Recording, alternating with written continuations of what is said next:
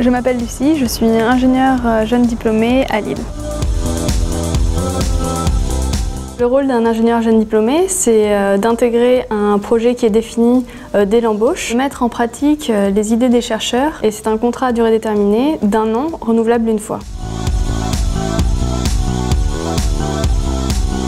Le projet Sensas sur lequel je travaille vise à intégrer des robots mobiles à une plateforme de capteurs déjà existante. Il y avait des robots présents dans l'équipe depuis quelques années. Le but, c'était d'intégrer des capteurs qui étaient déjà présents sur la plateforme aux robots pour pouvoir ainsi offrir une mobilité à ces capteurs. Donc ça, c'est la première version du robot, celle qu'on avait au lancement du projet. Et donc au fur et à mesure de nos avancées, on a demandé au fabricant d'adapter son modèle à nos exigences. Donc une première modification, ça a été la caméra. Donc nous, on a demandé à ce qu'elle pointe vers le plafond pour pouvoir utiliser la localisation qu'on a développée. Ce sont les capteurs qui sont présents sur la plateforme et donc c'est ce type de capteur qu'on cherche à embarquer sur le robot. Les points rouges, ça sert pour la localisation du robot puisque pour lui permettre de se déplacer, il a besoin de connaître sa position à tout instant. Après, on a demandé aussi de rajouter une pince métallique qui peut se clipser sur une station de recharge.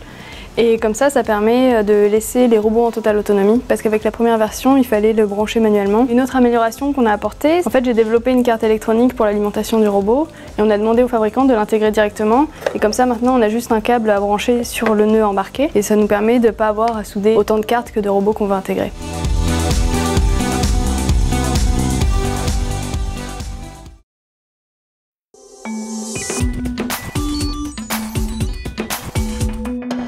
Au quotidien, je travaille d'abord derrière mon ordinateur. On regarde essentiellement l'état de l'art, donc la documentation, mais également ce qui a déjà été fait dans les autres laboratoires. Donc soit on trouve quelque chose qui est bon à reprendre et qu'on peut tester, soit il faut partir de zéro et trouver sa propre idée. Et là, ça avance petit à petit en faisant des tests. Dans l'équipe, il y a des chercheurs, des doctorants, des post-doctorants, également des ingénieurs. Chacun a aussi une spécialité plus aiguë dans un domaine précis. Donc ça permet aussi de nous entraider. Je voulais savoir ce que vous aviez fait sur la localisation avec le RSSI, si ça avait abouti. Et on avait essayé de tester différents algos par rapport au capteur pour estimer la position de chacun des tracking nodes. Quand j'ai besoin de tester certaines fonctionnalités sur lesquelles j'ai avancé, là je me déplace sur la plateforme de test.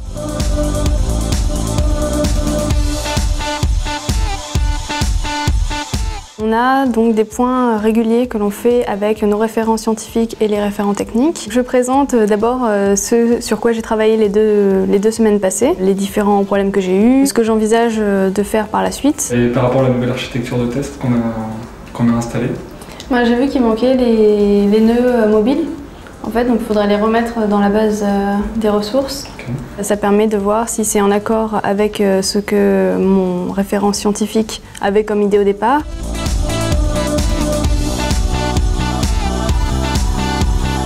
Le projet Sensas est porté par plusieurs centres INRIA. Avec les différentes personnes impliquées dans le projet, des différents INRIA, on se réunit pour savoir où on en est dans le projet, qui a fait quoi, est-ce qu'on est bien à jour par rapport à l'échéancier qu'on avait défini au début du projet. Et ça permet aussi de se rencontrer et de savoir les différentes thématiques qui sont traitées parce que des fois elles sont assez éloignées les unes des autres au sein d'un même projet.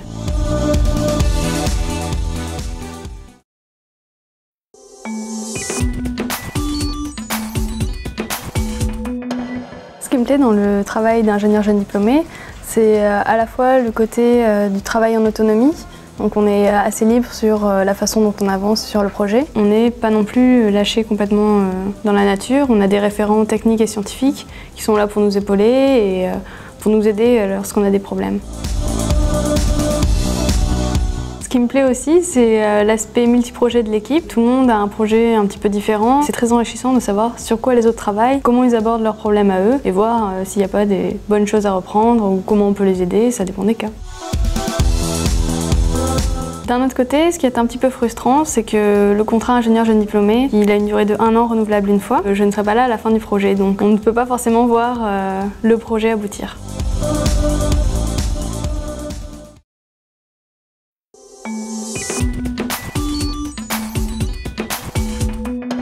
J'ai choisi de travailler chez INRIA parce que j'avais fait un stage de 6 mois dans un laboratoire de recherche et j'avais envie de renouveler l'expérience.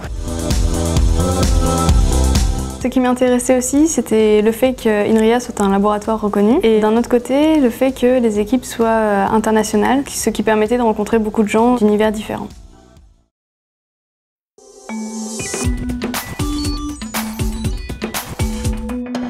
Les qualités qu'il faut pour un ingénieur jeune diplômé, d'après moi, c'est l'autonomie, pour pouvoir travailler seul sur certains points et savoir avancer. Une deuxième qualité, ce serait l'organisation, parce que des fois, il y a plusieurs sujets qu'on doit traiter, il faut savoir mettre des priorités et avancer sur l'axe prioritaire et pas se perdre complètement sur les différents axes.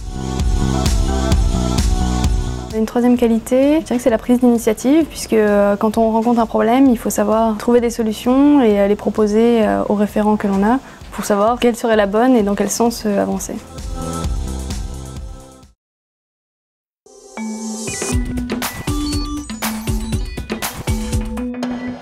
Donc il y a plusieurs perspectives qui s'offrent à la fin d'un contrat ingénieur jeune diplômé. Donc il est possible de passer les concours pour devenir ingénieur permanent au sein de l'INRIA. Ensuite, il est possible aussi que certains projets débouchent sur une start-up. Donc l'ingénieur jeune diplômé qui a travaillé sur le projet peut être amené à travailler sur la réalisation de cette start-up.